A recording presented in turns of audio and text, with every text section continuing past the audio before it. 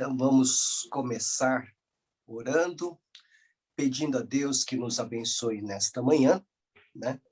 E rogando ao Senhor pelos enfermos, né? Então, vamos pedir, vamos orar nesse momento. Pai querido, Pai amado, nós te louvamos, te agradecemos pelo privilégio que o Senhor nos concede de estarmos mais uma vez reunidos para estudar a tua palavra. Rogamos a ti, Senhor, em nome de Jesus, que nos ilumine com o teu Santo Espírito, para que possamos compreender as lições que devemos aprender, Senhor, através da tua palavra. Te agradecemos por todos que já estão conosco, por aqueles que ainda não conseguiram entrar. Eu te peço em nome de Jesus, portanto, que nos abençoe. Em nome de Jesus. Amém. Muito bem, estamos cuidando aqui de uma introdução, mas é um panorama muito geral, né? Muito geral, de toda a Bíblia. Já vimos o Antigo Testamento de forma bem introdutória, nós entramos no Novo Testamento, apresentamos os Evangelhos, apresentamos o livro de Atos dos Apóstolos, apresentamos as cartas paulinas, né? E agora nós vamos entrar nas chamadas cartas gerais. Elas são chamadas de cartas gerais porque não tem um destinatário específico, né? Alguns preferem chamá-las de cartas não paulinas, né? Ao invés de cartas gerais.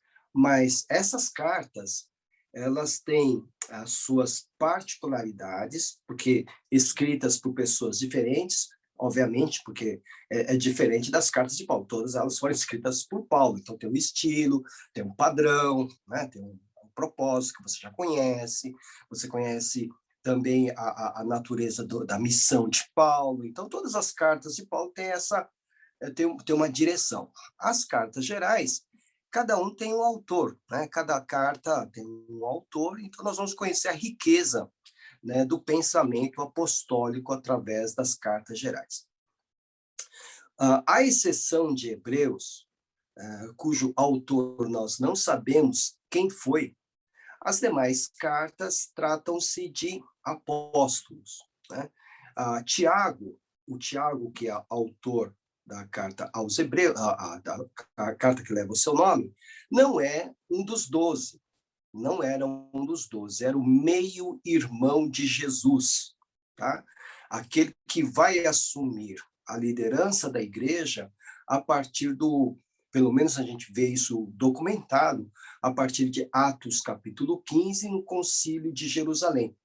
Ali ele assume a reunião e parece-nos que Pedro, né, antes o líder, dá um passo para trás e dá a primazia da liderança para Tiago, o meio-irmão de Jesus. Então, vocês sabem que a nossa teologia evangélica prega que José, ele era solteiro, né?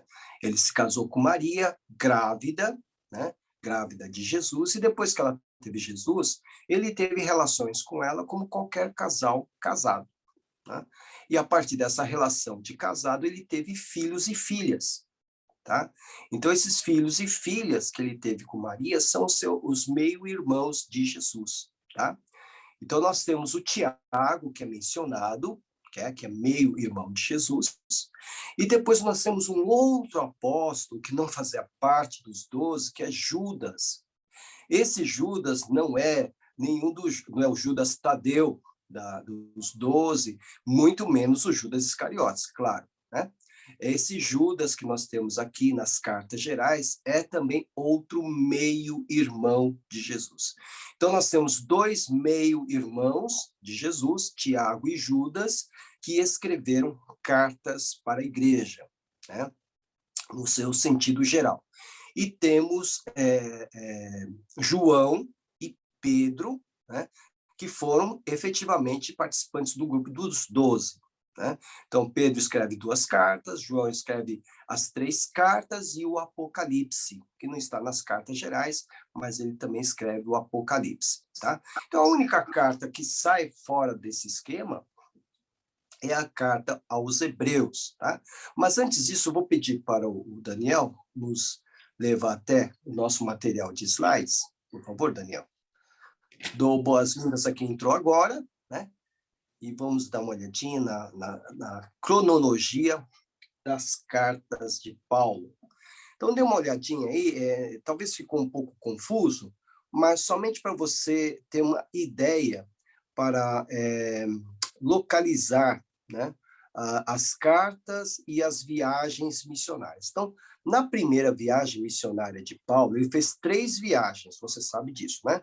Então, ele fez 3 viagens missionárias, onde, através dessas viagens, ele organizou igrejas. Então, sua primeira viagem foi pela Galácia, né? Mais ou menos ali no norte da Turquia, né? Na região da Turquia. E aí, então, essa primeira viagem, ela é relatada em Atos, capítulos 13 a 14, né? Foi no período dos anos de 48 a 49 da nossa era, e aí ele escreveu a sua carta aos Gálatas, tá? No ano 49, obviamente depois de ele ter organizado a igreja lá, naquela região da Galácia. Lembrando a vocês que quando a gente fala Igreja dos Gálatas, não temos um templo, né? Não temos um... Eles se reuniam em casas, tá? Em várias casas, e o conjunto das casas onde haviam as reuniões é chamado de igreja, tá ok? Muito bem. Aí, depois desse período, ele vai ter uma reunião muito importante em Jerusalém, né?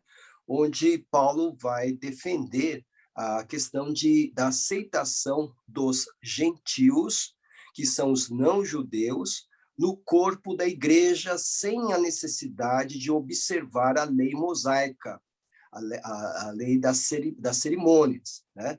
Então, a discussão estava assim, tá bom, você quer aceitar a Cristo, mas você tem que aceitar ser circuncidado e observar as cerimônias da nossa lei. Paulo foi contra isso, né? Foi contra isso, por isso que ele vai pregar sobre a liberdade que Cristo nos oferece, na sua carta aos Gálatas, e essa situação, então, é discutida nesse concílio, que é uma grande reunião da liderança em Jerusalém, em Atos capítulo 15. E aí é que nós vamos perceber o surgimento de uma nova liderança na igreja, na pessoa do apóstolo Tiago. Esse Tiago, autor da carta de Tiago, e que não fazia parte dos 12, mas é meio-irmão de Jesus. Exatamente por ser meio-irmão de Jesus e por ter se convertido, provavelmente na época da ressurreição de Jesus, Tiago vai assumir a liderança da igreja, tá? A história conta que ele era um homem de muita oração e esse Tiago, meio-irmão de Jesus, né? E ele tinha um lugar já próprio dele para orar no monte, e esse lugar onde ele orava já era tão dele que diziam que o lugar onde ele se ajoelhava tinha 2 buracos correspondendo aos seus joelhos. Quer dizer, era o lugar, né, onde ele costumeiramente se ajoelhava para orar. Bom, voltando, Tiago, então, liderou esse concílio, aceitaram, portanto, a recepção de gentios na igreja, sem a necessidade dessa circuncisão, sem a necessidade de observar as leis mosaicas, a não ser o cuidado com a dieta, né, a comida, né, o alimento, que era uma coisa muito importante, né, na lei cerimonial. Isso aconteceu no outono do ano 49, Concílio de Jerusalém. Essas datas são todas aproximadas, tá, gente? Aí, depois disso, nós temos a segunda viagem missionária, e Paulo, então, nessa segunda viagem missionária, ele vai para a Grécia. E ali na Grécia, ele vai organizar a primeira igreja europeia, que é a igreja de Filipos, tá? É a primeira igreja europeia fundada por Paulo, né? Embora, obviamente, a primeira fundada por Paulo, embora já houvesse a igreja de Roma, né? Pois bem, Então, isso vai ocorrer, a segunda viagem, de Atos 15 a 17, você vai ver todo o relato da segunda viagem. A sua segunda viagem se deu nos anos 50 a 53 da nossa era, e nesse período ele vai escrever primeira e segunda Tessalonicenses, tá? No, cerca do ano 51. Depois nós temos a sua terceira viagem missionária, aí por toda a Ásia, né? E vai ser sua última viagem missionária. Então, o que o Paulo fazia? Paulo organizava, fundava as igrejas, depois ele ia voltando, visitando, revisitando as igrejas que ele organizou, né? Como forma de supervisionar, acompanhar, enfim. Então, na terceira viagem missionária, ele vai para as regiões da Ásia, né? Atos 18 a 20, nos anos 53 a 57. Veja que ele fica bastante tempo, né? Então, na primeira viagem, cerca de 1 ano, na segunda viagem, cerca de 3 anos, na terceira viagem, cerca de 4 anos, né? E aí ele vai escrever, nessa terceira viagem, durante a terceira viagem, as 2 cartas aos Coríntios, né? E a carta que ele escreve à igreja de Roma, tá? Aí tem a sua prisão, né? Atos 21 a 22, isso se dá nos anos 57 a 60, né? Aí, no seu julgamento, ele faz um apelo a César, né? Porque ele vê que a situação lá no seu julgamento não estava sendo justa, né? Então, ele vai apelar a César, porque ele era também cidadão romano. Então, eles mandaram para Roma, né? Mandaram-no para Roma para ser julgado pelo próprio César. Um cidadão romano tinha esse direito. Então, ele é levado para Roma, né? Tem aquela viagem. Então, nós temos o primeiro período da sua prisão, né? Envolveu prisão na Ásia, e depois ele foi para Roma. Isso é relatado em Atos 22 a 28. Isso ocorreu nos anos 60 a 62. Aí começam, então, as cartas que ele escreve da prisão.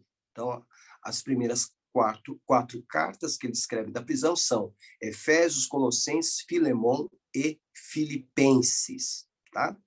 Aí ele vai ter um período que ele vai ficar, eu coloquei livre, mas coloque entre aspas livre, tá? Porque ele é um preso político, mas ele tem uma certa liberdade. Como você vai ver lá em Atos 28, que nós comentamos, ele está numa casa alugada, ele é preso, mas está numa casa alugada, e ele tem uma liberdade aí para receber pessoas, para sair, para pregar. Inclusive, dizem que nesse período ele conseguiu, dizem, né?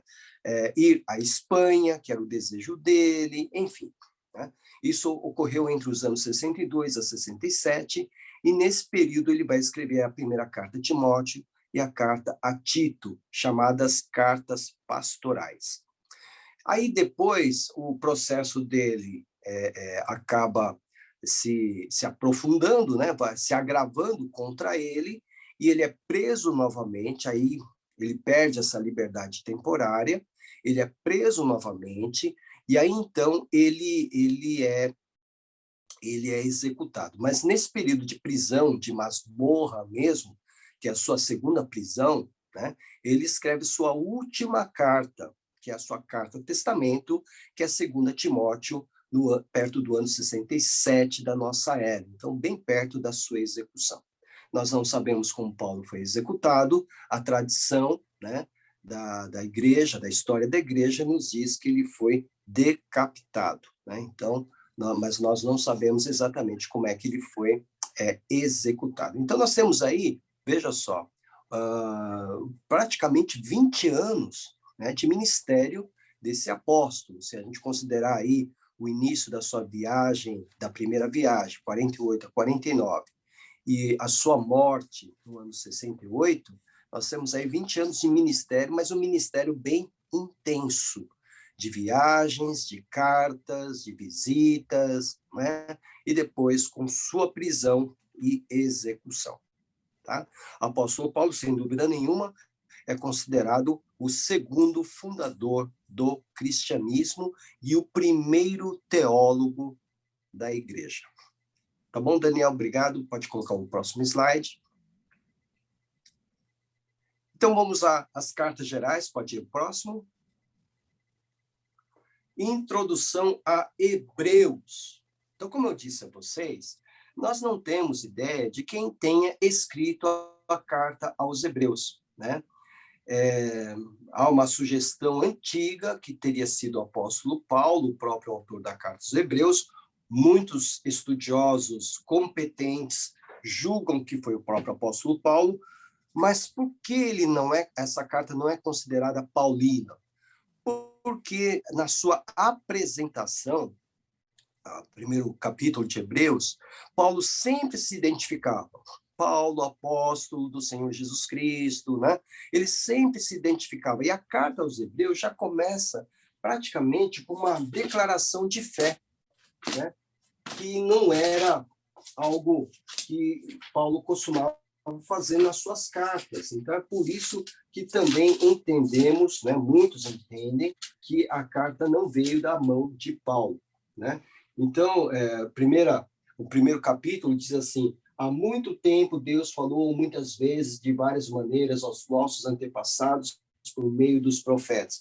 E quando você vê as cartas de Paulo, ele está sempre colocando a sua identidade no início, sempre, né? Então, por exemplo, Gálatas, Paulo, apóstolo enviado, não da parte de homens, nem por meio de pessoa alguma, mas por Jesus Cristo e por Deus Pai, que o ressuscitou dos mortos, aos Gálatas. Vamos pegar, por exemplo, Filipenses. Paulo e Timóteo, servos de Cristo Jesus, a todos os santos em Cristo Jesus que estão em Filipos. E assim vai. A carta aos Hebreus, nós não temos a identificação no início. Então, os estudiosos julgam que não poderia ter sido o apóstolo Paulo. Mas quem escreveu a carta aos Hebreus era alguém que conhecia muito bem, mas muito bem, o Antigo Testamento, tá? Em especial o livro do Levítico, tá? Então, veja só, não somente nós encontramos um autor anônimo, mas alguém que realmente era judeu, porque conhecia muito bem a lei e as questões da lei, né? E ele vai fazer, o autor da carta aos Hebreus, ele vai fazer uma associação entre aquilo que é apresentado no Antigo Testamento ao Novo Pacto, ao Novo Testamento. Então, é uma carta muito profunda, densa. Para você ter um bom proveito de estudo da carta aos Hebreus, você deve estar com o livro do Levítico ao seu lado também, para você acompanhar o raciocínio e a lógica do autor da carta aos Hebreus. Alguns dizem que quem escreveu Hebreus foi Barnabé, né, talvez um dos discípulos de Jesus, e outros, eu gosto muito dessa teoria, não estou afirmando que tenha sido, mas eu gosto dessa teoria, por isso que é teoria, né? Que teria sido Priscila, esposa de Áquila. Vocês vão se lembrar desse casal lá em Atos dos Apóstolos, que foi um casal que ajudou o apóstolo Paulo muito no seu ministério. E esse casal, né, ele também orientou pregadores da igreja, em especial um tal de Apolo. Então, Apolo era um grande pregador, mas ele falhava no seu entendimento da doutrina ou da teologia. E quem assistiu, orientou Apolo foi Priscila e Áquila, né? Então, veja só, uma das práticas que você encontra no livro de Atos é assim, o primeiro nome, quando são duas pessoas, uma parceria, uma dupla, né? O primeiro nome que surge é aquele que aquele que está liderando, né? É aquele que está à frente, né? Então, no princípio, por exemplo, a dupla que saiu na primeira viagem foi Barnabé e Paulo. Saiu exatamente nessa ordem, Barnabé e Paulo. Depois dessa ordem se inverte, fica Paulo e Barnabé. O que isso significa? Que Paulo começou, então, a assumir a liderança naquela empreitada. Acontece o mesmo fenômeno com esse casal. Eles são apresentados primeiro como Áquila e Priscila, tá? E depois eles são apresentados como Priscila e Áquila, ou seja, ela teve algum tipo de liderança. Então, é por isso que alguns comentaristas, estudiosos, julgam que Priscila, por ter sido líder, por conhecer a palavra de Deus, era judia também, obviamente, né? E ela teria sido a autora da carta aos Hebreus. E que não teria colocado o seu nome, porque uma mulher naquela época, né, não seria respeitada como era respeitado um homem que escrevesse uma carta ou uma obra. Por isso que a obra ficou anônima. Mas isso é teoria. Isso é teoria. Apenas eu citei porque eu julgo ser uma teoria muito interessante. Mas introdução a Hebreus. Por que não introdução a Judeus, né? A carta aos Judeus?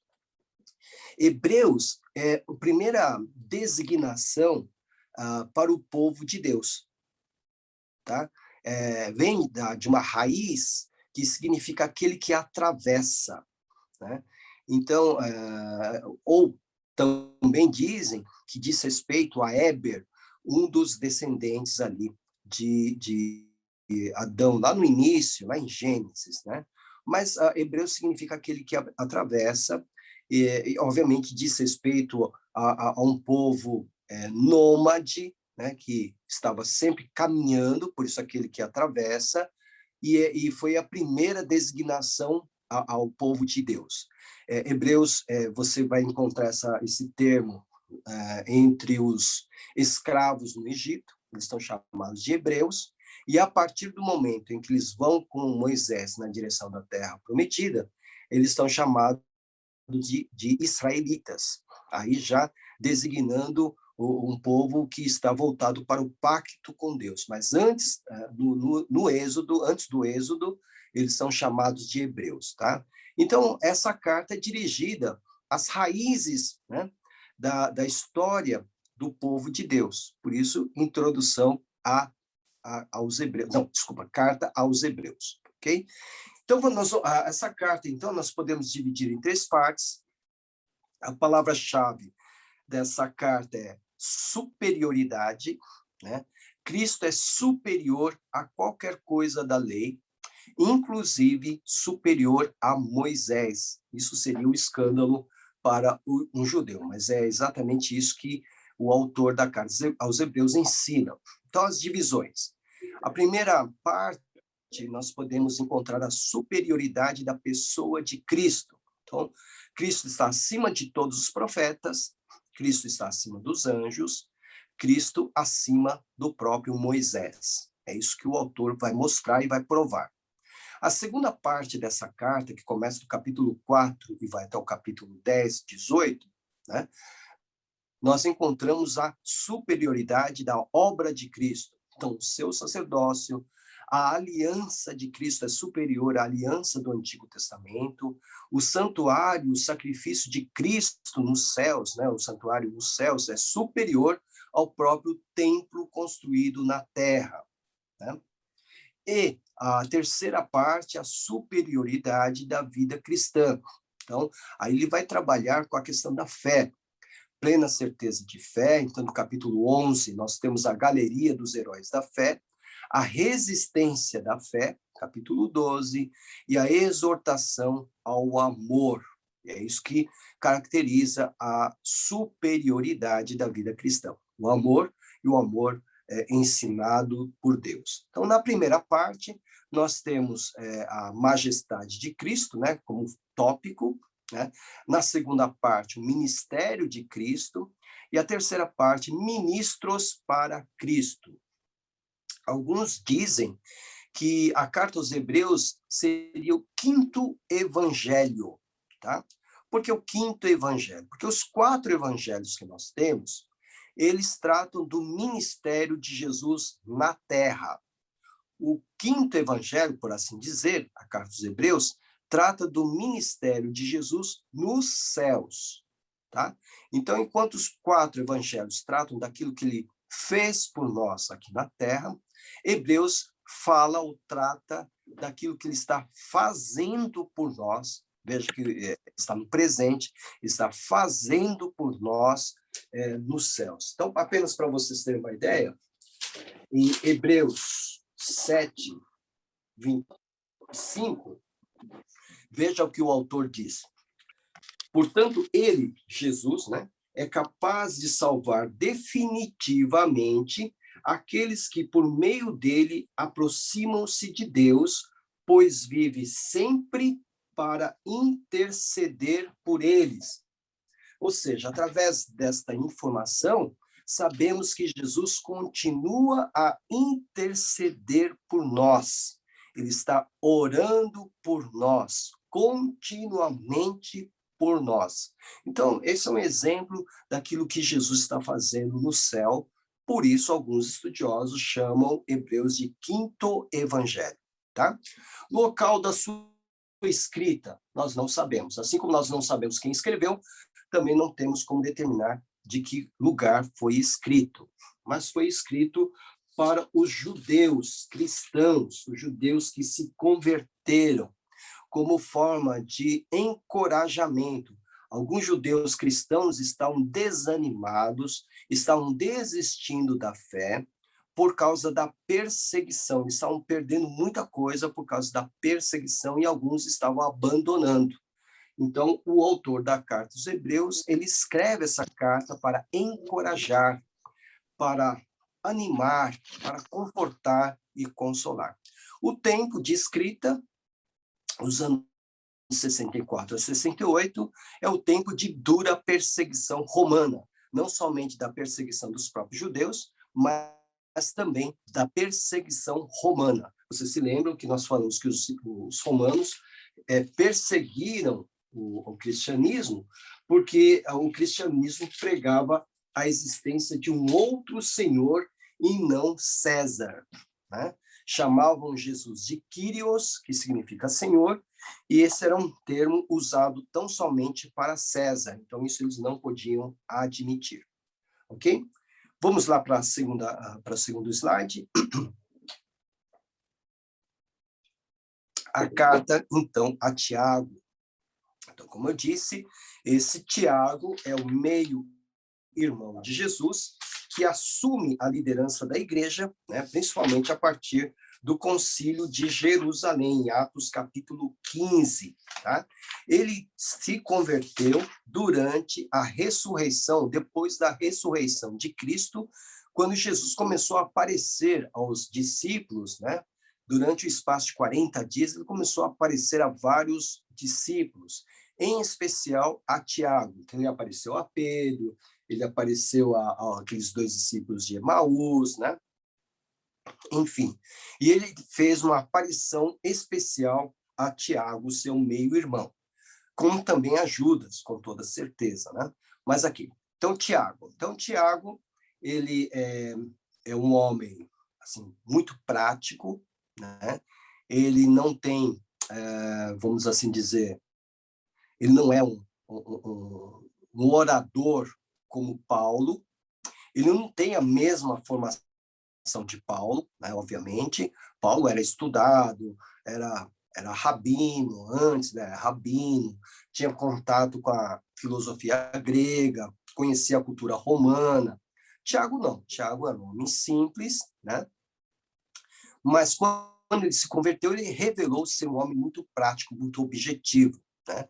A sua carta, ela é assim, do tipo sim, sim, não, não. E ele é tão objetivo no que diz respeito à fé e à prova da fé, que o Lutero, Martim Lutero, ele era meio antipático com a carta de Tiago, porque Tiago fala que a fé só é provada através das obras, né? E quando Martim Lutero está promovendo a reforma, ele fala que a salvação, né, a nossa justificação só é alcançada através da fé e não através das obras. Então, quando ele leu Tiago, ele fez uma confusão ali, não interpretou direito a carta de Tiago, então Lutero não gostava muito de Tiago, porque não entendeu bem a proposta de Tiago. Tiago foi muito objetivo, né? Então ele diz assim, então podemos dividir a carta dele em 3 partes. A primeira parte, do capítulo 1, versículo 1 ao 1:18, que é o teste ou prova da fé, né? Propósito dos testes para a fé, a fonte da tentação, que é a nossa malícia, e como tópico nós temos o desenvolvimento da fé. A segunda parte dessa carta vai do capítulo 1:19 ao capítulo 5:6, e ele fala a respeito das características da fé, demonstração externa da fé interior, qual seja, são as obras da fé, né? E no final, capítulo 5:7 até o versículo 20, né, o triunfo da fé, a espera paciente da volta de Cristo, a oração pelos aflitos e a confrontação do erro dos irmãos, né? Nós temos que confrontar os irmãos que estão em erro, e aqui se prova o poder da fé. Muito bem, então Tiago ele tem como proposta colocar de forma muito clara que o nosso discurso ele tem que estar alinhado com as nossas obras. Se eu digo que eu tenho fé, eu tenho que provar através das minhas obras que eu tenho fé. Se eu sou de Cristo, eu tenho que provar através das minhas obras que eu sou de Cristo. É isso que ele está falando, né? É muito diferente, por exemplo, de você encontrar aqueles movimentos muito louváveis hoje, você sabe disso, né? De outras religiões que fazem a caridade, né? Mas buscando a justificação de Deus. Então, fazem a caridade para dizer ao Senhor que tem méritos para receber a sua salvação. Não. Tiago está dizendo o seguinte, exatamente porque nós somos justificados e salvos, exatamente por causa disso é que nós temos obras de fé. Por isso que ele fala, olha, você disse que tem fé, então mostra as suas obras, para que eu possa entender que você tem fé, né? Então, não adianta você ter só o discurso e não ter a prática. É isso que Tiago está nos ensinando. Ele vai escrever entre os anos 46 e 49, e lá de Jerusalém, né? Onde vão ficar os 12, né? Agora não mais 12, né? Porque aí começa o martírio, né? Começa a perseguição, e começa, então, a morte, o assassinato dos apóstolos. Mas os principais apóstolos, vamos assim dizer, ficam em Jerusalém, tá?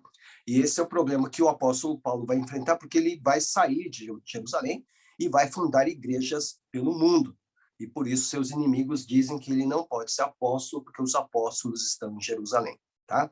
Mas só o caso de Paulo que é exceção. Próximo slide, por favor. Introdução à 1 Pedro, a primeira carta de Pedro.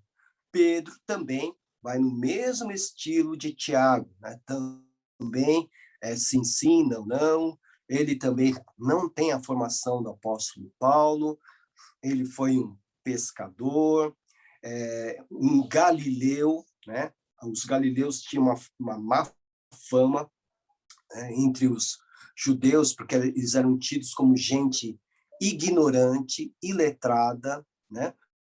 Mas Pedro, ao acompanhar o ministério de Jesus, ele foi crescendo em sabedoria também. Isso é reconhecido até mesmo pelos líderes do Sinédrio, quando eles se defendem diante desse Sinédrio depois da morte e ressurreição de Jesus. Eles reconhecem que Pedro e João, que também era seu sócio na pescaria, eles tinham andado com Jesus por causa da sabedoria que lhes caracterizava. Então, na sua carta, nós podemos dividir em 3 partes. A primeira parte, a salvação do crente, capítulo 1 a 2:12, né? A segunda parte, a submissão do crente, né? O comportamento dos cristãos, como deve ser, capítulo 2:13 a 3:12, e, finalmente, o sofrimento dos cristãos, do crente, capítulo 3:13 a 5:14. Lembrando sempre que, quando falamos de sofrimento nas cartas, é por causa da perseguição, né? principalmente por causa da perseguição contra a igreja. Então, na primeira parte, que trata da salvação do crente, você tem como tópico a santidade. A ideia básica é a santidade.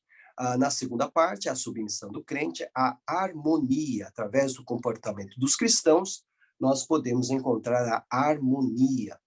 E na terceira parte, no sofrimento dos cristãos, o destaque para a humildade, a virtude por excelência do reino dos céus. O local de escrita, Roma, né, ou a Mesopotâmia, né?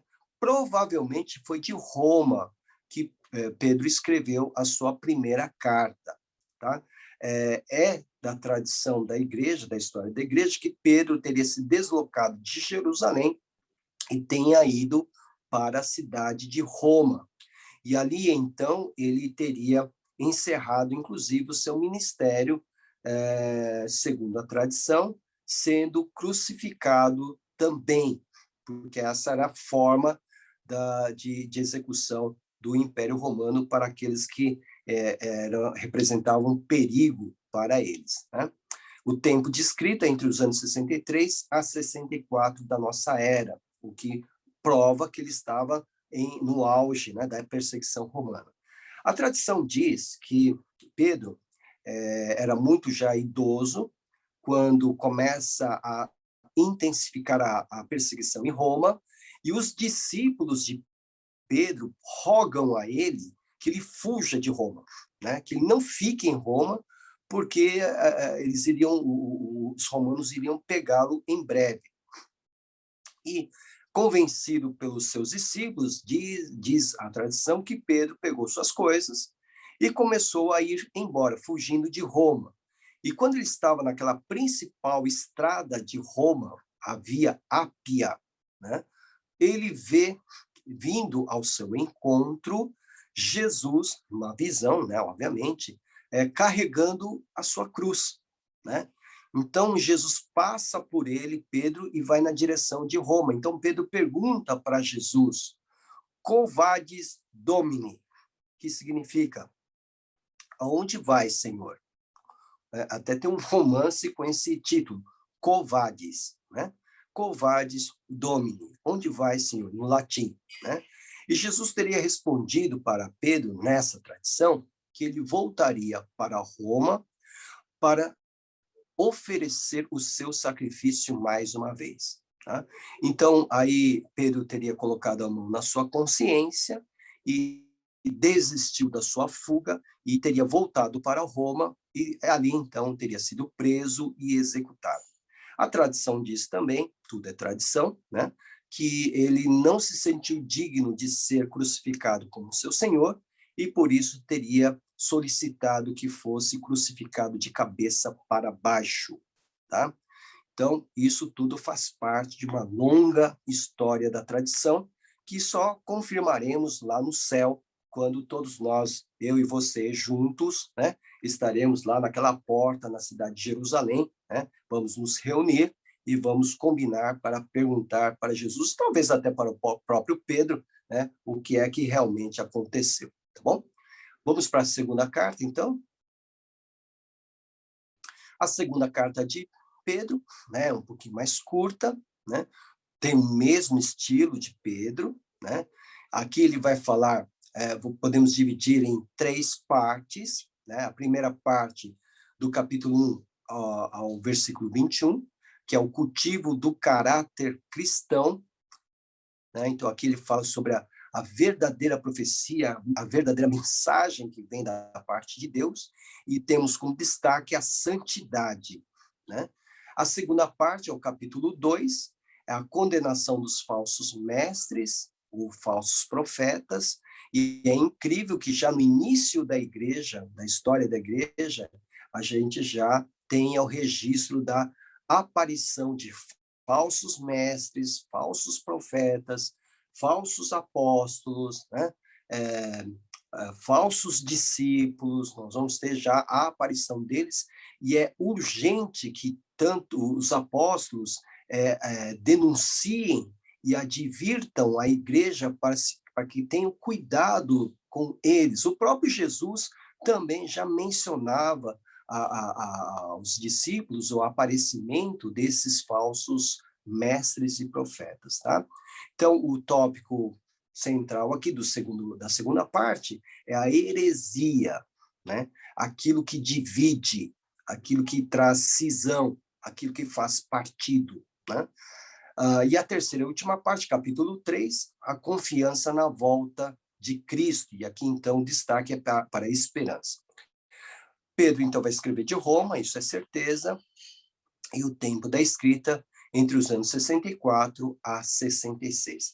Lembrando que Pedro, muito provavelmente, estava acompanhado de João Marcos, tá? João Marcos era discípulo de Pedro, tá ok? Muito bem, vamos para outro slide. João. Então, este João, né, a introdução à primeira carta de João, este João é o mesmo João que escreveu o Evangelho e é o mesmo João que escreveu o Apocalipse. Então, João escreveu 3 cartas, o Evangelho e o Apocalipse.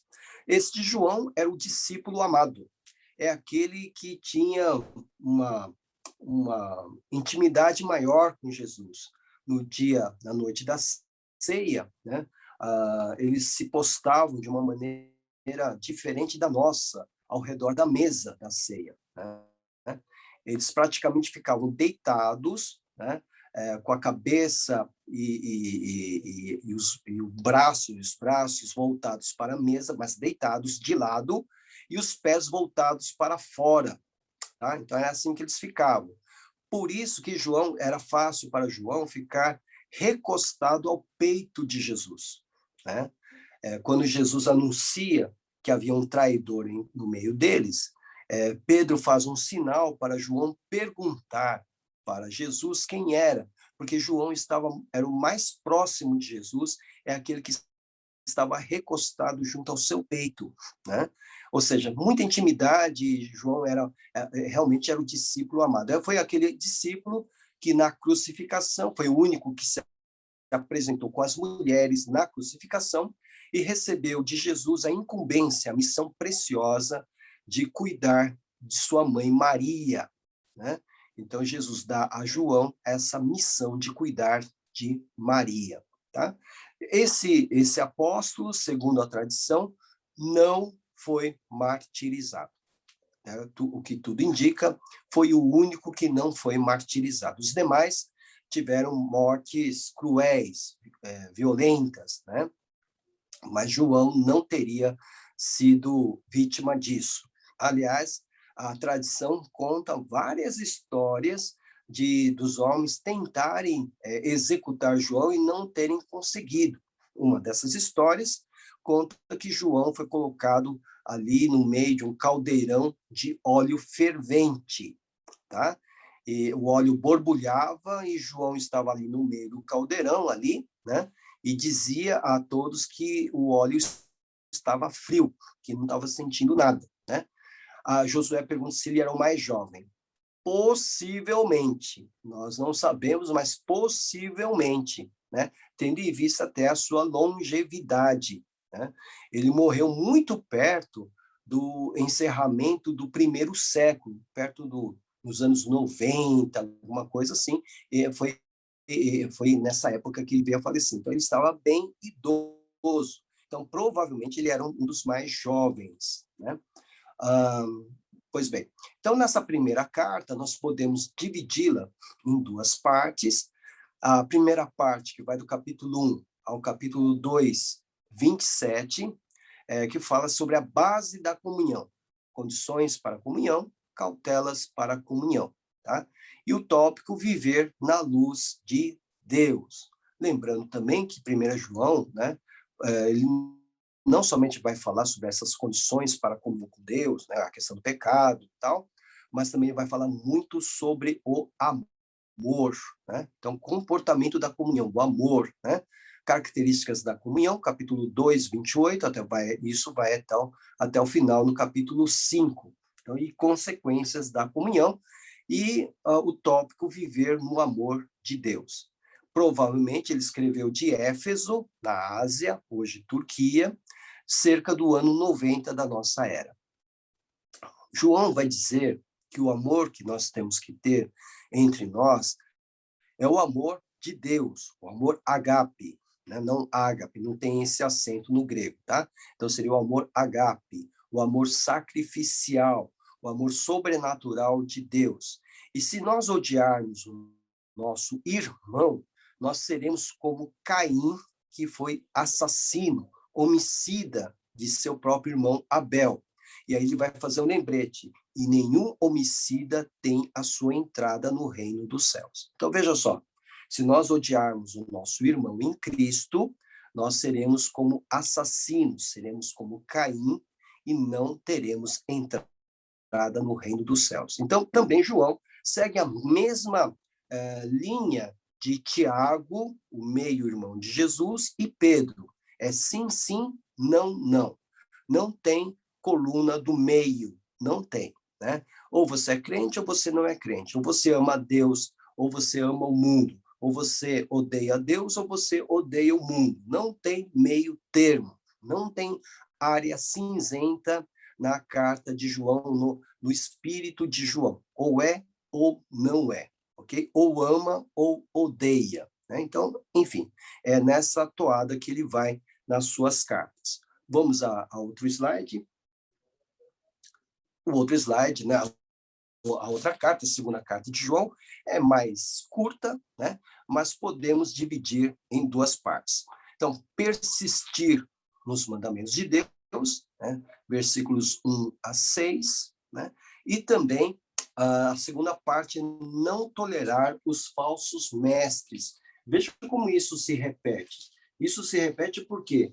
Porque há uma preocupação constante nos discípulos, nos apóstolos, nesse surgimento de falsos mestres, falsos apóstolos, falsos profetas. Então, eles advertem a igreja, eles sabem que a geração deles está passando e é por isso que eles precisam deixar essas advertências. Então, enquanto que na primeira parte o tópico é a prática da verdade, a segunda parte diz respeito à proteção da verdade, né?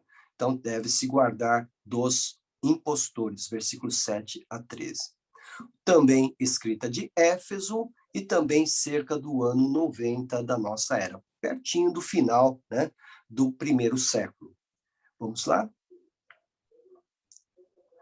Terceira João, né? Aí nós temos uma carta um pouco mais, talvez, pessoal, né? Porque ele encaminha para o tal de Gaio, né? Ele faz recomendações ao presbítero Gaio, né? E ele fala a respeito do serviço e principalmente do dever da hospitalidade, né? Naquela época, vocês sabem que os pregadores cristãos, né, os missionários, viajavam de uma ponta para outra do mundo conhecido, e a hospitalidade era de fundamental importância para que eles pudessem descansar, pudessem encontrar ali um ponto de apoio para dar continuidade à sua missão de proclamar o evangelho. Então, o João diz isso para a Gaio. E na segunda parte, ele vai condenar um tal de Diótrefes por seu egoísmo, né? por sua arrogância, né? Ele vai ser muito duro com Diótrefes, né?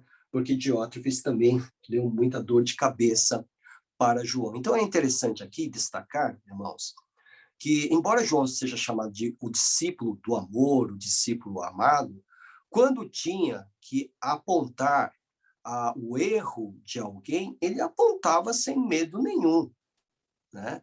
Alguém, hoje, no pensamento de hoje, né, João seria, por exemplo, processado por danos morais, né? O doutor Josué está aí, né? Se nós lermos aqui a terceira carta de João, nós vamos ler que ele poderia ser processado por danos morais, porque veja só, no versículo 9 ele diz assim, olha, Escrevi à igreja, mas Diótrefes, que gosta muito de ser o mais importante entre eles, não nos recebe. Portanto, se eu for, chamarei a atenção dele para o que está fazendo com suas palavras maldosas contra nós. Não satisfeito com isso, ele se recusa a receber os irmãos, impede os que desejam recebê-los e os expulsa da igreja. Se ele expulsa da igreja, então ele é o quê? Um líder, né? E a gente conhece muitos Diótrefes nos dias de hoje, né?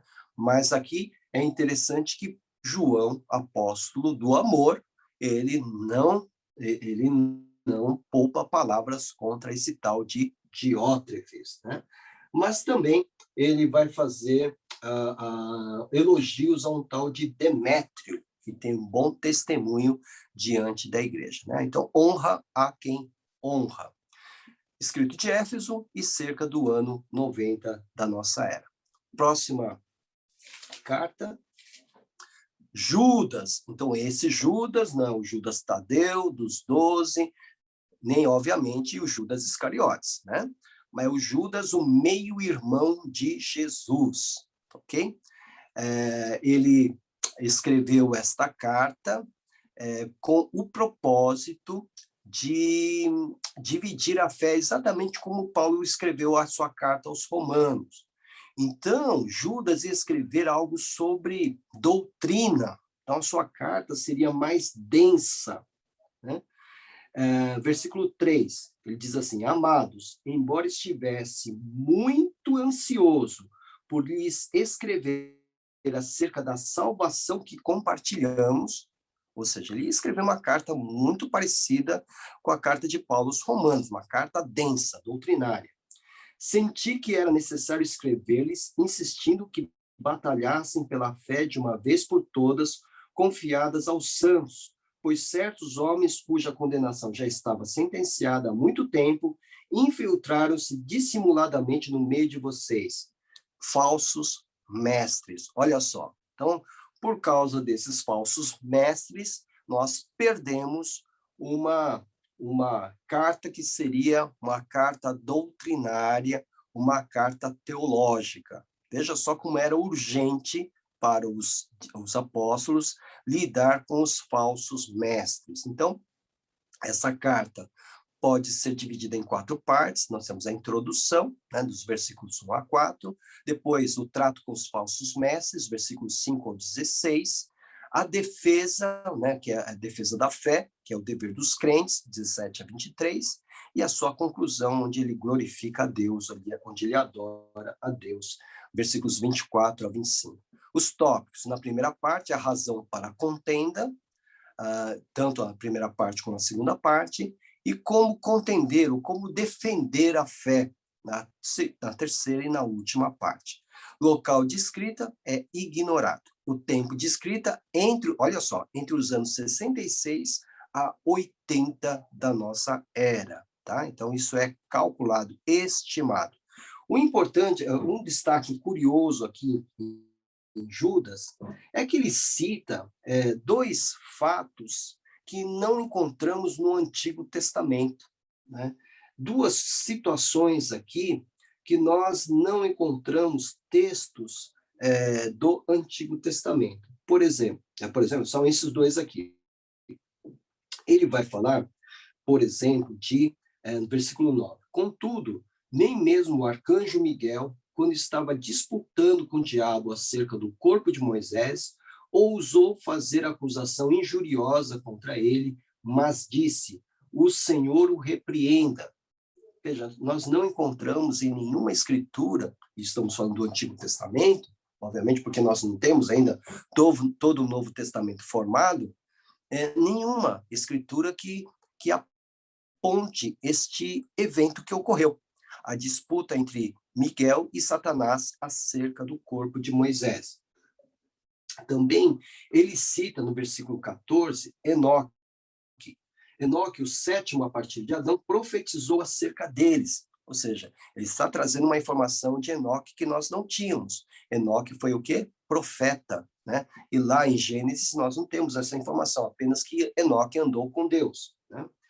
Vejam, o Senhor vem com milhares de seus santos para julgar a todos e convencer a todos os ímpios a respeito de todos os atos de impiedade que eles cometeram impiamente e acerca de todas as palavras insolentes que os pecadores ímpios falaram contra ele. Veja, Enoque profetiza a volta de Jesus, né? E nós não encontramos em nenhum escrito do Antigo Testamento acerca destas palavras de Enoque, né? E nem sabíamos, né, se não fosse aqui, que Enoque, foi profeta, tá bom?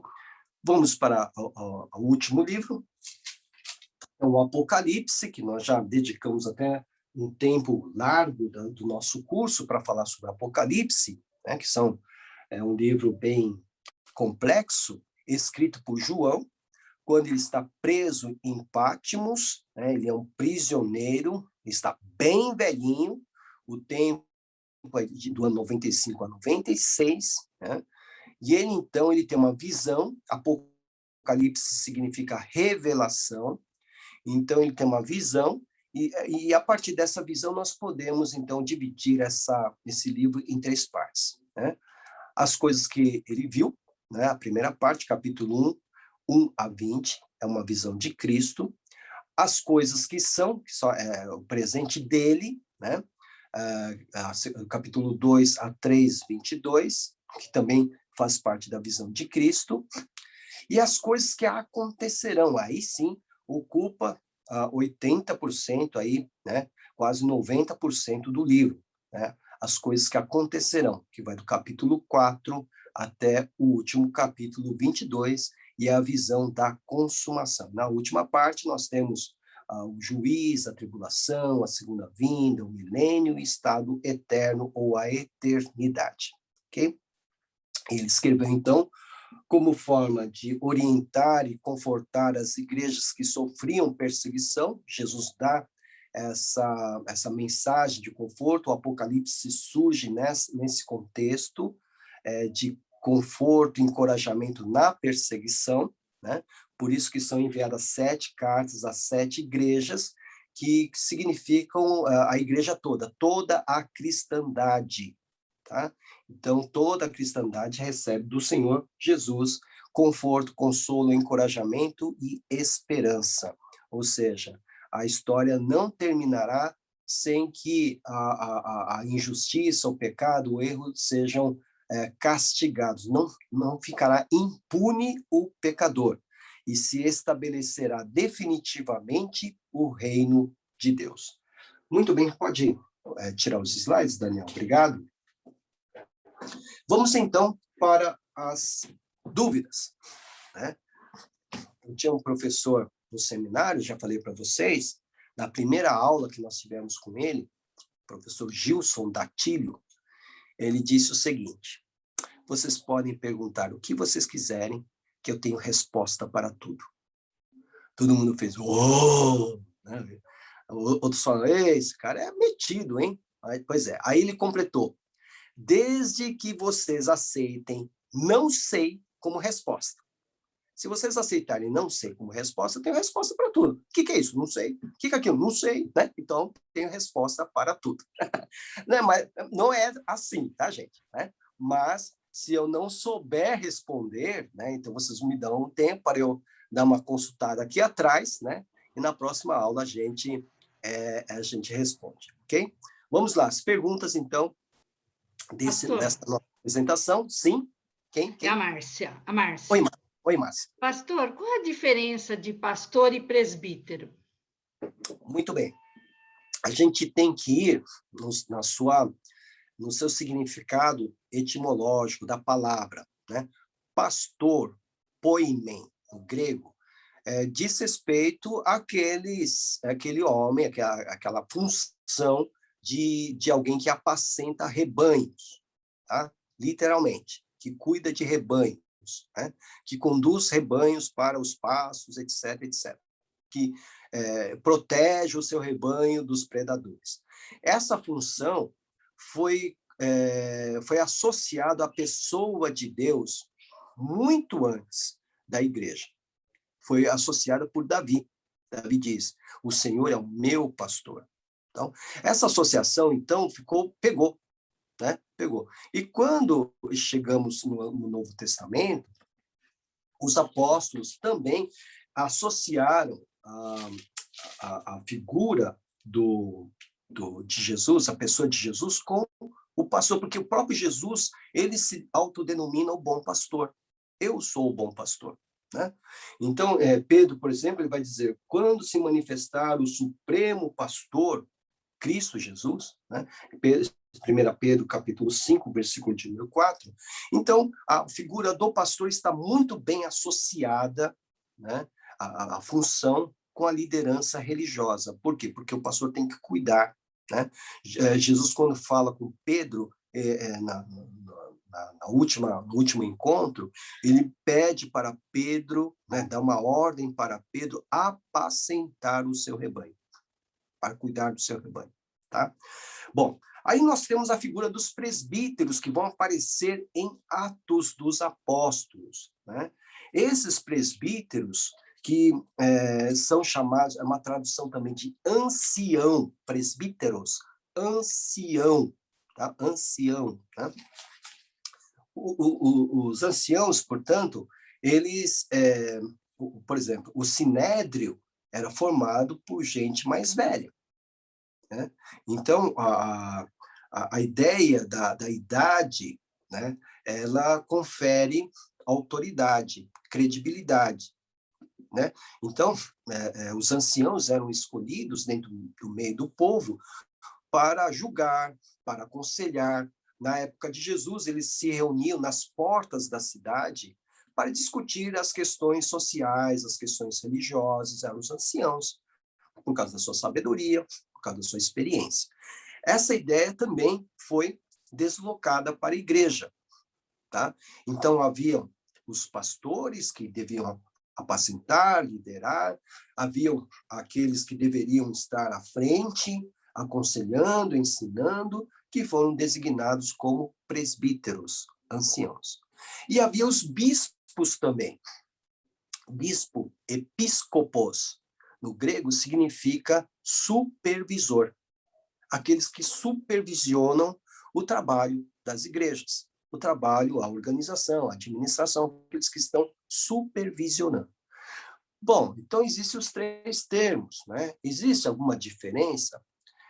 Basicamente, não. Por quê?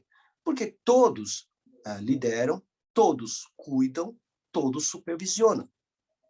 Por isso, voltando, puxando a sardinha para o lado batista, né? Por que os batistas não têm presbíteros? Por que os batistas não têm bispos? Porque batistas só têm pastores e diáconos. Então, se você abrir lá em Atos, capítulo 20, Paulo, ele reúne todo mundo, né? Porque ele está se despedindo. Vocês viram lá no nosso gráfico. Ele sabe que, voltando para Jerusalém, ele vai ser preso. Então, ele está se despedindo, está dando as últimas orientações para a igreja, para as lideranças. Então, veja só. Atos 20, a partir do versículo de número 13, né? Deixa eu ver, já vamos direto aqui. Versículo 17, olha. De Mileto, Paulo mandou chamar os presbíteros da igreja de Éfeso. Ou seja, mandou chamar toda a liderança, os presbíteros. Né? Aí ele vai fazer essa reunião, ele vai falar com eles, etc, etc, etc. Aí, nas suas recomendações finais, está no versículo de número 28. Ele diz aqui: cuidem de vocês mesmos, está falando aos presbíteros, cuidem de vocês mesmos e de todo o rebanho. Está falando para os presbíteros. Está falando rebanho, tinha que estar falando a pastores, né? E de todo o rebanho sobre o qual o Espírito Santo os colocou como bispos para pastorearem a igreja de Deus que ele comprou com seu próprio sangue. Então, qual foi a conclusão que nós batistas tivemos? Ora, então, o líder religioso, ele é pastor porque ele apacenta, ele tem um rebanho. Ele lidera porque ele é um presbítero, né? Toda a liderança religiosa foi convocada aqui, E ele supervisiona, porque ele é um bispo também. Então, significa que são 3 funções da mesma pessoa, ok? Da pessoa do líder. Por isso que nós concluímos que vamos simplificar. Então, somos pastores. Pastor é presbítero, pastor é pastor e pastor é bispo também, né? Então, na prática, a diferença está na designação, no sentido da palavra presbítero, ancião, que dá a ideia de respeitabilidade, credibilidade, experiência, sabedoria. Pastor, poimen, cuidador, apacentador, aquele que acompanha, né? E bispo, episcopos, aquele que supervisiona, aquele que organiza, aquele que está sempre coordenando os trabalhos. Tudo isso são funções pastorais. Por isso que nós simplificamos. A diferença, portanto, só está na questão do sentido das palavras. Ok? Tá bom, obrigado, viu? Amém. Eu. Oi, Sol. Não, vai a Nilda. Okay? Quer falar primeiro? Tá, pastor. Sim. A semana passada o senhor tinha comentado sobre esse assunto, né, dos presbíteros e tal, e também porque Batista não tem pastora, que aí você não complementou agora. E uma curiosidade minha, os apóstolos nenhum se casaram, não constituíram famílias, só viveram para o evangelho. Olha, tudo indica que as famílias acompanharam os apóstolos, aquelas que não são mencionadas. Você se lembra muito bem que um dos milagres de Jesus foi curar a sogra de Pedro. Ah, verdade. Lembra? Verdade. Okay? Então, não são mencionados, tal, mas certamente os acompanhavam. Né? Tá? Então, eles tinham família, assim. Quem não tinha um casamento, vamos assim dizer, era o apóstolo Paulo. Tá? Mas mesmo Paulo, há um estudo que indica que ele era viúvo. Tá? Provavelmente viúvo. Por quê? Porque ele fazia parte do Sinédrio. No Sinédrio só podia participar homem casado. Olha. Entendeu? Então, provavelmente ele era viúvo, né? E se manteve assim até o final da sua vida. Provavelmente, é teoria. Tá bom, gente? Ele era muito excepcional, talvez, pode ter aberto para ele, né? Por ser solteiro, mas por ser um líder tão zeloso, assim, tão conhecedor da palavra, da lei, podem ter aberto uma exceção para um solteiro fazer parte do Sinédrio. Pode. Mas alguns dizem que não, que provavelmente ele foi casado, era viúvo, e por isso ele podia fazer parte do Sinédrio. Ah, tá. Tá bom? Ok? Tá bom. Sol? Obrigada. Acho que foi em João que o pastor falou que quem odeia o seu irmão é comparado a Caim, não é isso? Sim. Foi em João? 1 João. 1 João. E também. O que é amar o seu irmão? Porque, assim, eu posso odiar uma pessoa que não é meu irmão em Cristo? É isso? Porque, assim, os meus inimigos, eu posso ter inimigos que não são meus irmãos, que são meus irmãos em Cristo? Porque, confessando aqui na frente do pastor e dos irmãos, tem algumas pessoas que não faço a mínima questão de estar perto. Mas eu também não desejo o mal dessas pessoas, nunca desejei o mal. Eu sempre peço para que as pessoas que eu não gosto, tem uma pessoa que eu realmente gostaria de nunca mais ver na minha vida, né? Que é o meu ex-cunhado. Mas o que eu peço a Deus é que o Senhor ilumine a cabeça dele, para que ele mude e que ele encontre, né, a verdade de Cristo. Mas eu não quero ele perto de mim, não quero nem ver na minha frente, entendeu? Mas isso é um pecado, porque eu não desejo mal para ele, eu não desejo, de verdade. Eu até tenho pena dele. Mas como é que é isso? É difícil, né? Não, é difícil. É difícil, sim. Com certeza. Como eu falei para vocês, João não está nos apresentando aqui uma figura como alguns crentes mais ingênuos querem colocar, que é de uma pessoa que, né, melada, né? Melada, vamos assim dizer. né? Ele vai falar contra Diótrefes, como nós colocamos aqui. A história nos conta que tinha um tal de Cerinto, né? Que era um herege, que ele não queria ficar nem perto dele, né? Se Cerinto estivesse numa sala, João, segundo a tradição, João saía correndo para não ficar perto desse Cerinto, que é um herege, né? Mas olha só o que a palavra de Deus nos ensina. Jesus, quando ele proferiu o Sermão do Monte, esse Sermão do Monte é dirigido a discípulos, não é dirigido, alcançou a multidão porque estava todo mundo junto, mas era para os discípulos, né? O que ele fala a respeito dos inimigos, né? Então ele fala que nós devemos amar os nossos inimigos, orar por eles, orar por aqueles que nos perseguem. Isso aí é um grande desafio. É um grande desafio para todos nós. É um grande desafio, né? Nós devemos odiar o mundo, mas o mundo com as suas práticas, né? Com a sua cultura, com o seu estilo de vida, com o seu padrão de pensamento. Nós devemos odiar o mundo, mas nós devemos amar o pecador, né? E o pecador, obviamente, não é pecador sem justificativa. Ele é pecador, né? Eu gosto muito do Salmo 103, porque ele fala assim, que Deus conhece a nossa estrutura e sabe que nós somos pó. Sim, por exemplo, nós podemos, de repente, sentir algo muito inapropriado por alguém. Por exemplo, ódio, né? A pessoa nos machucou, nos feriu, nos ofendeu, nos humilhou, tal. Só que eu tenho que trabalhar com isso. Eu não posso fazer como aquele irmão que diz o seguinte, ele chega e fala assim, não, eu não odeio fulano, eu só não suporto, mas não odeio fulano, né? Então, quer dizer, é a mesma coisa, né? No final é a mesma coisa. Eu não odeio, mas não suporto, né? Então, veja só através do ministério do Espírito de Deus em nós, trabalhando em nós, é que nós vamos conseguir lidar com essa limitação que nós temos, né? Admitir essa limitação é o primeiro grande passo. Senhor, eu não consigo ter qualquer tipo de comunhão com fulano. Agora, nós estamos falando de pessoas, não estou falando de pessoas do mundo. Com pessoas do mundo, você já sabe o que tem que fazer. Tem que amar, né? É o que Jesus diz.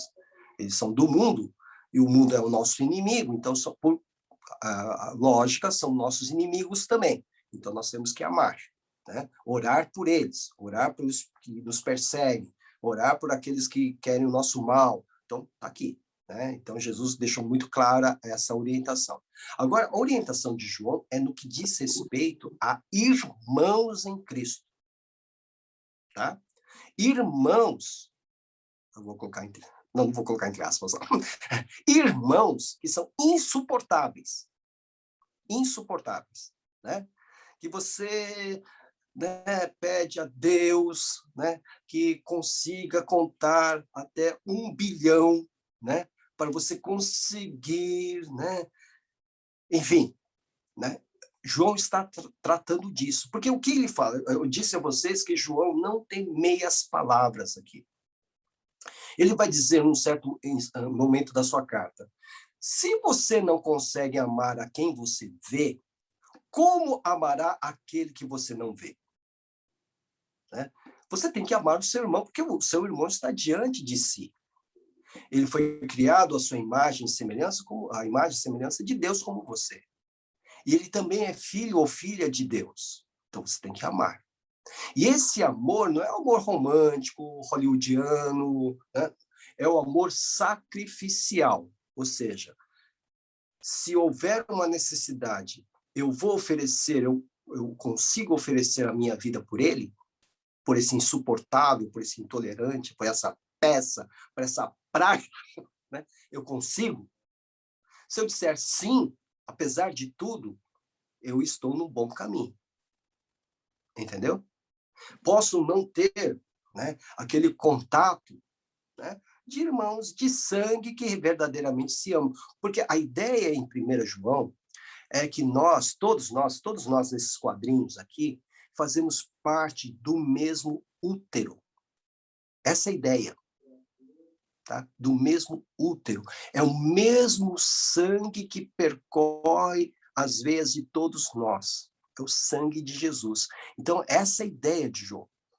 Por isso que ele fala, não pode odiar o seu irmão, porque senão você vai ser comparado a Caim, que matou o seu irmão de sangue.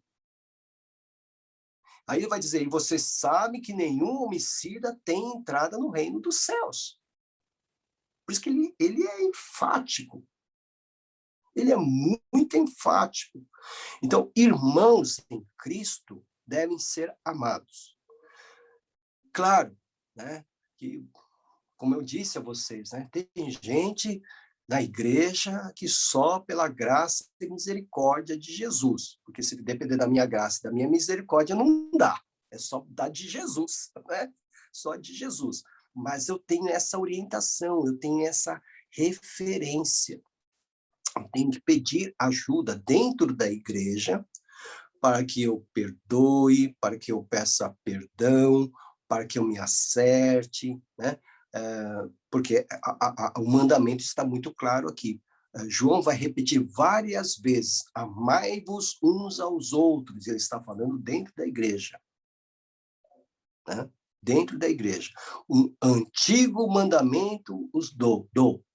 Amai-vos uns aos outros. Né? Era só o que ele sabia dizer no final da sua vida. Amai-vos uns aos outros. Filhinhos, amai-vos uns aos outros. Então, veja, o que nós temos que pedir ao Senhor? Graça e misericórdia para lidar conosco mesmo, com o nosso temperamento, né? Com a nossa estrutura, para que saibamos lidar com gente adversa. O pastor Dr. Irlande Pereira de Azevedo nos ensinou a diferença entre paciência e longanimidade, tá? Existe uma distinção. Paciência é você suportar situações adversas, tá? Então, você sai de manhã atrasado para o seu trabalho, né? Você vai entrar no seu carro, você está atrasado ou atrasada, e os 4 pneus do seu carro estão murchos, estão no chão. Você está atrasado, né?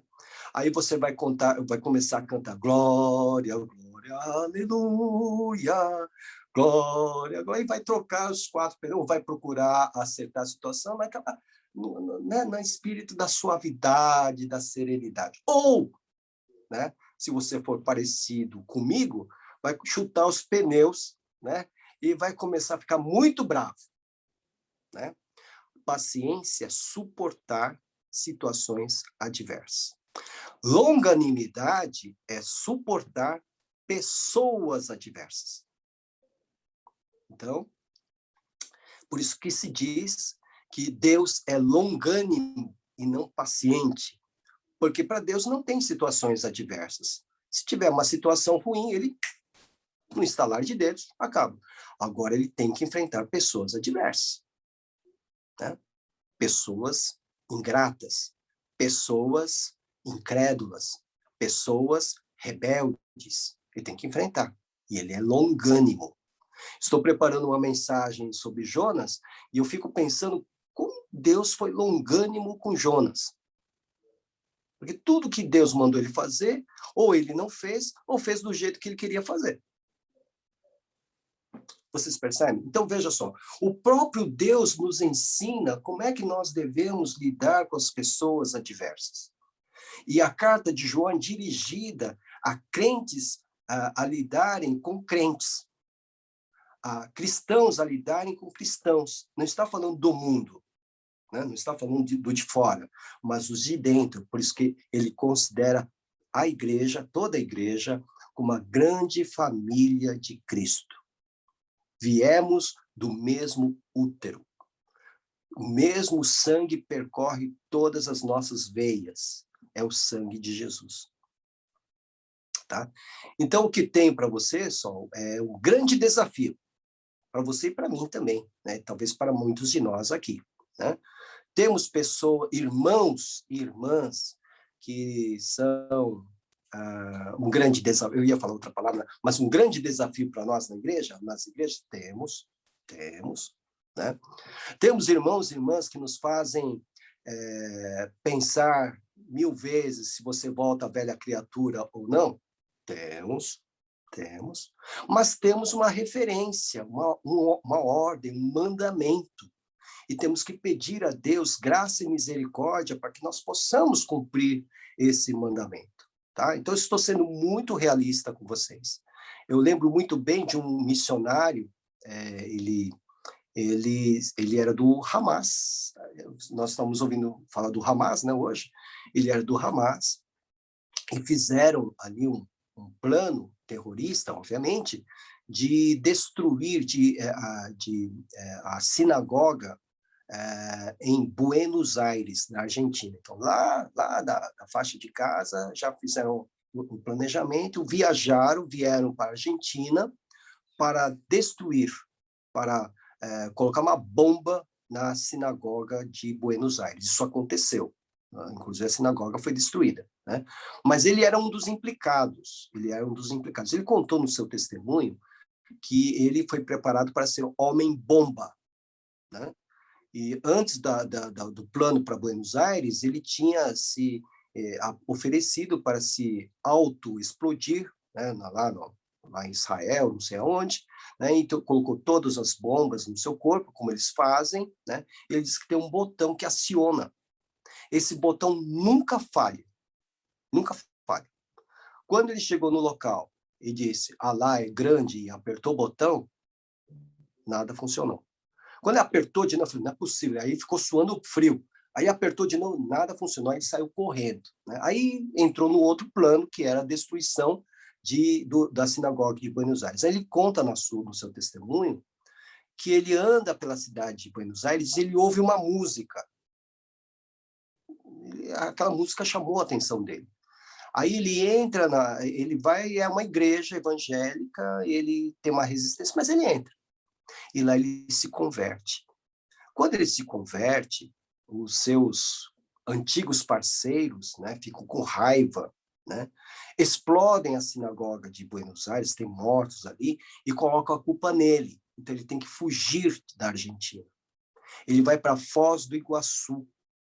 Em Foz do Iguaçu, que tem uma grande comunidade muçulmana ali, né, ele tenta encontrar refúgio. E lá ele, ele estava saindo do restaurante, aí encontrou um ex-colega. Ele falou assim, escuta, é verdade que você se tornou cristão?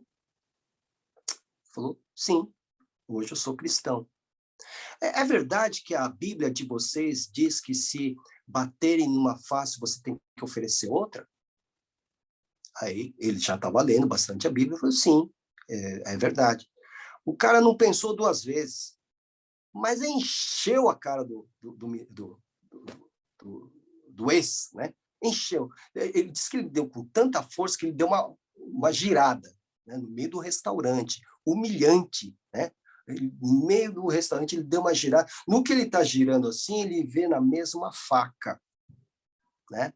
Em outros tempos, ele já teria pego a faca e na virada ele já tinha metido no meio do pescoço do ofensor, né?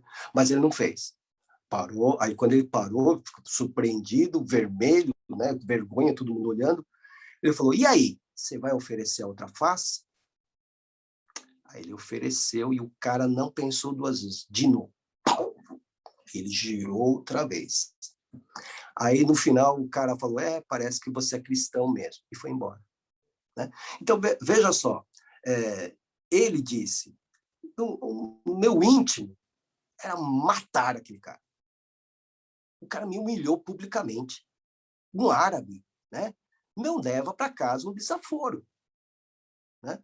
Mas ele era do mundo, ele era meu inimigo. O que eu podia fazer com ele, a não ser depois procurá-lo para evangelizá-lo? Então, isso ele nos ensinou em cima da questão com o mundo. E dentro da nossa família, e dentro da igreja, nós vamos encontrar gente assim? Vamos. Vamos encontrar gente assim. Mas exatamente porque se apresentam como irmãos em Cristo, eu tenho que pedir graça e misericórdia a Deus para que eu possa agir e reagir segundo o Espírito de Deus e não segundo o meu espírito, o meu coração, né? Se eu disser a vocês que nunca tive vontade de pular no pescoço de certas pessoas dentro da igreja, eu estou mentindo, sou mentiroso, né? Aliás, muitas vezes é invocado em mim o espírito de kamikaze, sabe? Né? Sabe, os pilotos suicidas que iam em cima dos navios? Então, a mesma coisa. Mas, o que é que me impede? O próprio Espírito de Deus, né? Não faça isso. Não sinta isso. Não responda assim. Acertei todas as vezes? Não. Me arrependo muitas vezes? Sim. Procurei me acertar muitas vezes? Sim. Fui correspondido nessas tentativas de acerto? Não. O que é importante é que eu fiz a minha parte. Entendeu? Eu fiz a minha parte. Tá bom, Sol? Eu acho que aumentei o drama, né? Mas é um desafio, né? É um desafio que todos nós vamos enfrentar dia após dia. Quando eu me batizei, me converti, eu pensava que a igreja é um arraial de anjos, né? É sim, mas alguns são caídos. Desculpa.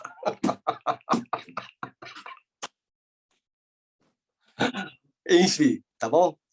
Pastor, Sim, pode falar. É nessa mesma linha aí da pergunta da Sol, da fala do pastor. Em Romanos, no último capítulo, quando Paulo faz saudações pessoais, ele elogia diversos irmãos, né? Muitos nem são citados, são uns nomes aqui meio esquisitos, Trifena, Trifosa, Aristóbulos. Ele faz diversos elogios, diversos irmãos que ajudaram ele no ministério. No versículo 17, ele faz uma recomendação que tome cuidado com aqueles que causam divisões, né?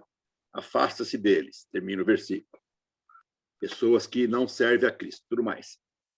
Daí, no versículo 20, ele fala: em breve o Deus da paz esmagará Satanás debaixo dos pés de vocês. Isso ele está fazendo assim, uma alusão de que Deus vai cuidar dessas pessoas. Essas pessoas, a gente colocar na mão de Deus, que Deus vai dar a devida paga no tempo certo, coisa desse tipo. Sim. Há dois tipos de perigos na igreja na época de Paulo. O perigo interno, os falsos mestres, e o perigo externo, a perseguição, né? Então, aqui no versículo de número 20, né, mais ou menos ele coloca todos esses perigos internos e externos como sendo agentes de Satanás.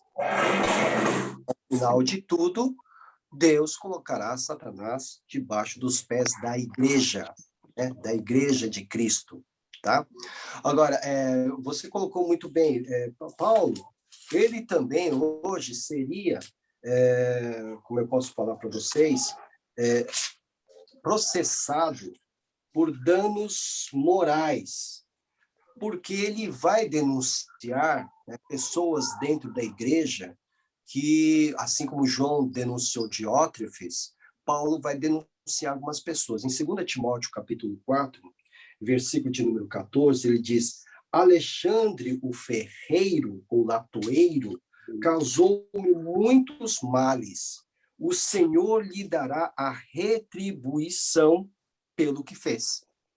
Tá? É claro que esse Alexandre, ele fazia parte da igreja, né? Ele estava fazendo parte da igreja.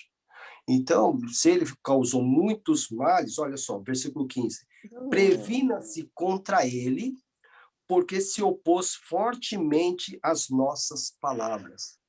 Previna-se, afaste-se, nunca odeie. Vocês viram? Nunca odeie. Ele está falando, previna-se, afaste-se, cuidado. O próprio Jesus fala para que nós devemos cuidar quando aparecer os falsos profetas, cuidado com eles, né? Nunca odiar, nunca matar, nunca destruir, nunca deletar, apenas cuidado, afastamento, né? Prevenção, previna-se contra ele. Tá bom? Então, são essas as recomendações que nós temos, né?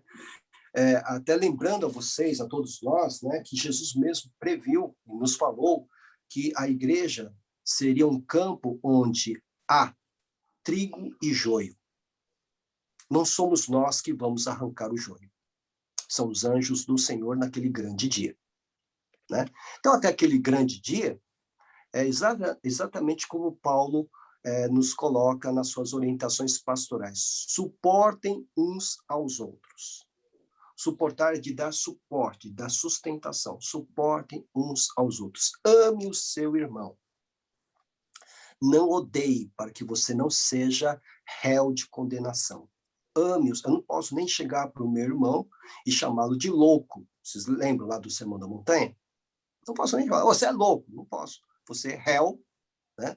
Até para um julgamento do inferno. Não posso fazer isso. Não posso odiar, porque eu serei tido como assassino também lá no Sermão da Montanha.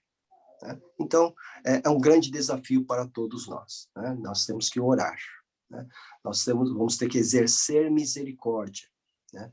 Nós vamos ter que aprender a lidar com pessoas diferentes. Né? Um filósofo ateu deu um exemplo muito interessante. Foi o Schopenhauer. Ele vai falar sobre uma comunidade de porcos-espinho, né? Que na era glacial sobreviveu porque ficaram juntinhos um do outro, né? E se aqueceram e venceram, então, o tempo gelado da era glacial. Mas eram porcos-espinho. Então, como é que vai se abraçar porco-espinho com outro porco-espinho? A não ser que se acostumem com as picadas uns dos outros. Né? Então, na igreja, na comunidade, né? Na família também, né? Com certeza, todos nós somos porcos-espinhos. Nós vamos ter que nos aproximar o máximo possível para a sobrevivência e nos acostumar um, né, picando o outro, um picando o outro. Né? Vamos ter que nos acostumar, né, até para a nossa sobrevivência, tá bom? A Arca de Noé. O que você acha que tinha na Arca de Noé? Né? Difícil, né? Todo mundo junto, toda a bicharada junto, né? Leão com ovelha, será que o leão não teve uma tentação de olhar para aquela picanha que estava do lado dele? Será que não teve? Né? Mas todos tiveram que estar juntos, todos fedendo, porque com certeza ninguém usava desodorante naquele ambiente fechado, né? Todos isolados socialmente, né? Ok? E tiveram que passar por esse período para poder sobreviver. A igreja passa por um momento de dilúvio. Estamos todos dentro da mesma arca e vamos ter que nos adaptar com as nossas diferenças. Ok?